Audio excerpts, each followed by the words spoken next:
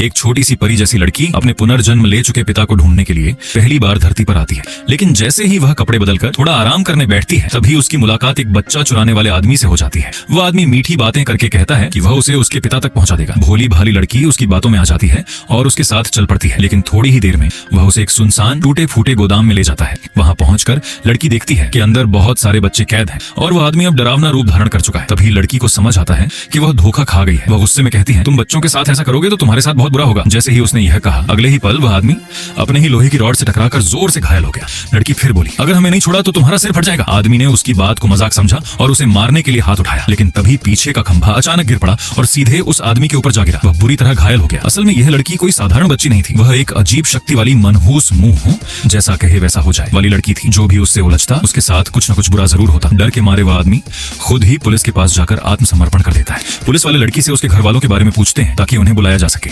लेकिन लड़की उंगलियों पर कुछ गिनती करती है और कहती है, मेरे पापा खुद ही पुलिस स्टेशन के बाहर आने वाले हैं।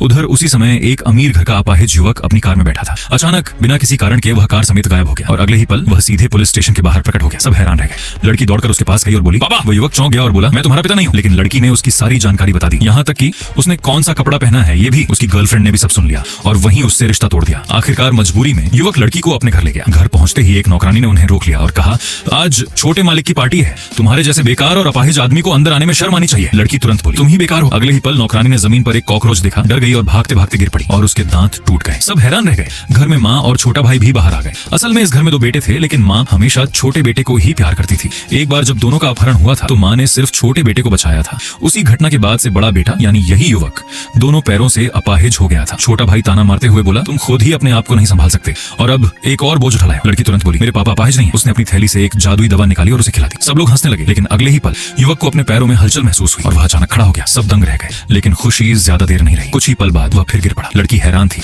उसने अपनी दिव्य दृष्टि से देखा कि उसके पैरों पर काली शक्ति का असर है। उधर माँ और भाई मजाक उड़ाते रहे। फिर लड़की को नहलाने की बात हुई, लेकिन लड़की डर गई क्योंकि उसे चेतावनी दी गई थी कि अगर वह पानी में गई तो ड्रैगन बन जाएगी। लेकिन किसी ने उसकी बात नहीं मानी और उसे जबरदस्ती बाथटब में डाल दिया। जैसे ही पानी लगा, उसकी पीठ से ड्रैगन की पूंछ निकल आई। ये देखकर औरत बेहोश हो गई। होश में आने के बाद उसने लड़की को राक्षस कहा और घर से निकालने की बात करने लगी।